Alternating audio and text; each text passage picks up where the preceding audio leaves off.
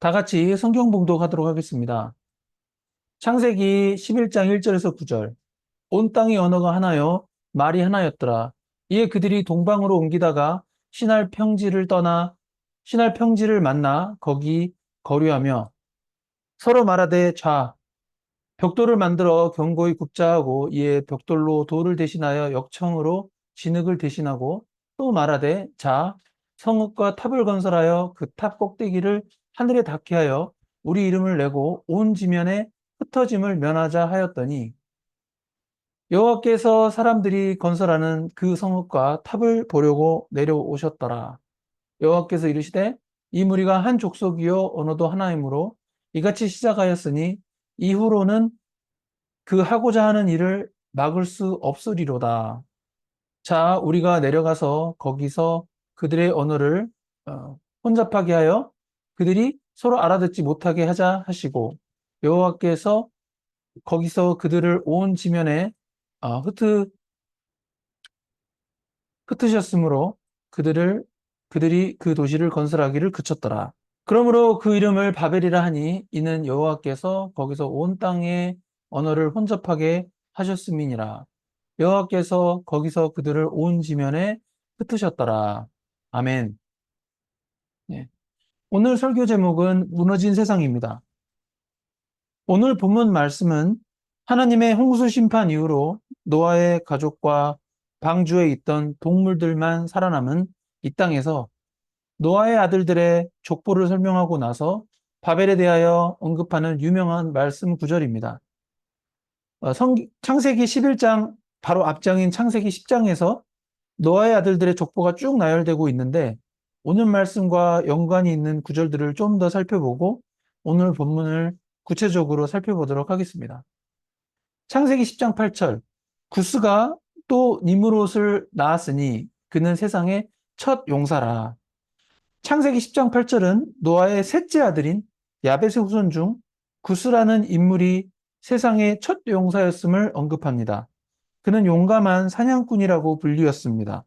창세기 10장의 구성에서 독특한 부분은 분명히 노아의 첫째 아들은 셈인데 거꾸로 막내 아들인 셋째 아들 야벳의 후손을 먼저 쭉 얘기하고 있습니다. 그리고 노아의 둘째 아들인 함의 후손, 가나안의 아버지죠. 함의 후손들로서 함의 후손과 관련된 내용 가운데 특이한 부분은 18절 이전까지는 모여서 살았던 것 같은데 18절 이후부터는 그 족속이 세상에 흩어져 나아갔다라고 언급합니다. 관련 구절을 보시겠습니다. 아르밧 족속과 스말 족속과 하맛 족속을 낳았더니 이후로 가나안 자손의 족속이 흩어져 나아갔더라. 가나안의 경기는 시돈에서부터 그랄을 지나 가사까지와 수돈과 고모라와 아드마와 스보임을 지나 라사까지였더라. 이들은 함의 자손이라 각기 족속과 언어와 지방과 나라대로였더라. 이는 그러니까 가나안 자손들이 점차 세상으로 흩어져 뻗어나가는 것을 보여주는 현상을 설명하는 것입니다. 창세기 10장 25절. 에벨은 두 아들을 낳고 하나의 이름은 벨렉이라 하였으니 이때에 세상이 나뉘었으며 벨렉의 아우의 이름은 욕단이며 이들은 셈의 자손이니 그 족속과 언어와 지방과 나라대로였더라.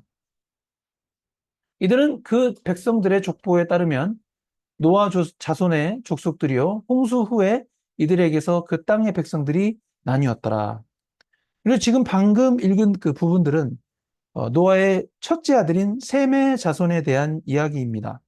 이 벨렉이란 이름의 의미는 나눔, 다시 말해서 이 나뉘어진 것을 의미하는데, 벨렉이 태어났을 때 세상이 나뉘었다고 이야기하면서 그의 이름이 벨렉이라고 합니다. 창세기 10장 31절에서 이 독특한 부분은 셈의 자손인데, 셈의 자손들은 자손의 족속과 자손의 언어와 자손의 지방과 자손의 나라대로였다고 굳이 성경은 언급하고 있습니다. 아무튼 창세기 10장에서는 노아의 아들들이 낳은 후손들이 그 각 나라와 족속을 이루고 있고, 모든 인류는 결국 이 최초의 족속 중 노아의 후손 안에 포함된다는 것을 창세기 10장이 우리에게 가르쳐주고 있는 것입니다. 결국 지금 현존하는 전 세계의 80억 인구의 최초 조상이 모두 노아라는 것이죠. 그렇게 이제 그래서 어떻게 보면은 우리가 나라와 민족이 다른 것 같지만 우리는 모두 한 조상, 노아의 후손인 것입니다.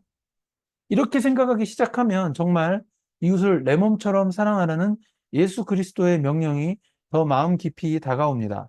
우리의 이웃이 어떻게 보면은 한 조상의 노아로부터 내려온 형제 자매이기 때문에 서로 물어뜯고 싸울 대상이 아니고 모두 한 가족이나 다름없는 형제 자매인 것입니다. 이렇게 되면 서로 사랑하고 살기에도 짧은 인생으로 여겨지고 하나님이 주신 십계명을 저절로 지켜질 마음의 동기를 얻게 됩니다. 형제 자매인데 서로 간음하고 살인하고 거짓말할 수 있나요? 그럴 수 없는 것이죠. 한편 창세기 10장에서 다음 두 구절은 자칫 각 족속의 언어가 각자 다른 것처럼 잘못 익힐 수 있습니다. 창세기 10장 20절 이들은 함의 자손이라 각기 족속과 언어와 지방과 나라대로였더라. 예.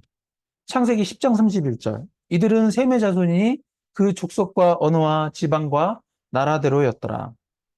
그러나 창세기 10장 20절과 이 10장 31절에서 노아의 후손들이 각 족속을 형성할 때 여러 언어를 족속대로 구사한다는 의미는 하나의 언어를 쓰는데 일종의 각 지방의 사투리가 다양하다는 의미로 해석해야 합니다.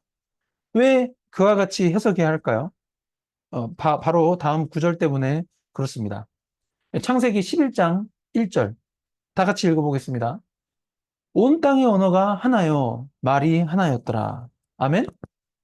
예, 한국말에서는 분명히 창세기 10장 20절, 10장 31절 다시 보여드리겠습니다. 예, 10장 20절, 10장 31절, 11장 1절이 모두 언어라는 같은 단어로 쓰여져서 이 한국어 성경만 읽어보시면 굉장히 헷갈리게 이해될 수가 있습니다. 그러나 히브리어 원어 성경을 보시면 이 창세기 10장 20절과 31절에 나온 이 언어라는 단어 제가 노란색으로 표시해 드렸는데요. 이 노란색 부분을 보시면은 라쇼온이 이제 기본 명사인데 그 의미는 방언 또는 언어이지만 그 문법은 여성 복수형 명사입니다. 그러니까 한국어 성경에서는 언어들이라고 적지 않고 언어라고만 쓰여져서 단수형 명사로 이렇게 헷갈릴 수 있지만 실제 의미는 방언들 또는 지방 언어들이라고 이렇게 사실은 번역해야 되었던 것이죠. 그러나 창세기 11장 1절은 한국어로 언어라고 번역이 되지만 사파라는 어떤 이 노란색으로 표시해드린 히브리어 단어로서 언어라는 의미의 명사이지만 그 문법은 여성 단수형 명사입니다. 한국어로는 둘 다 언어라는 의미로 같아 보이지만 10장 두 구절에서 언급된 언어라는 단어는 11장 1절의 언어란 단어와 발음이 다르죠? 예, 창세기 10장 20절과 31절에 언급된 언어란 단어는 라쇼온이 기본형인 복수형 명사이고 11장 1절의 언어는 사파라는 단수형 명사인 것입니다.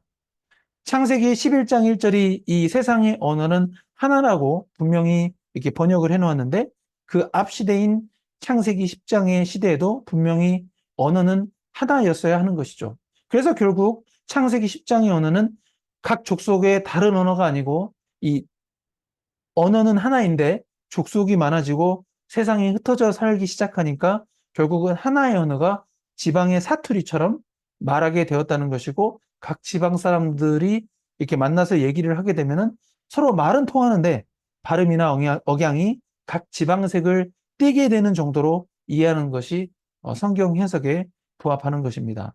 아멘? 네. 창세기 11장 1절 온 땅의 언어가 하나요 말이 하나였더라. 이 중요한 부분은 창세기 11장 1절의 시대에는 다시 말씀드리지만 지방 사투리가 존재했을지라도 온 지면에 있는 전 인류가 서로 말이 통했던 온 땅의 언어가 하나였다는 것입니다. 그런데 이 온 땅의 언어가 하나인 상황에서 인간들은 홍수 심판의 역사에 대하여 그들의 선조인 노아와 그 아들들에게 듣고 구전으로 전해 내려왔을 것입니다. 이제는 온 인류가 언어가 하나이지만 하나님의 존재에 대해 확실하게 알았던 족속들이었다라고 저는 생각됩니다. 한번 생각해 보십시오. 모든 인류가 홍수로 다 죽었는데 노아의 가족만 살았으니 얼마나 충격적인 사건입니까? 그러니 그 몇 세대까지는 구전으로 전해졌었겠죠. 그런데 그런 그들이 다음과 같이 이야기합니다.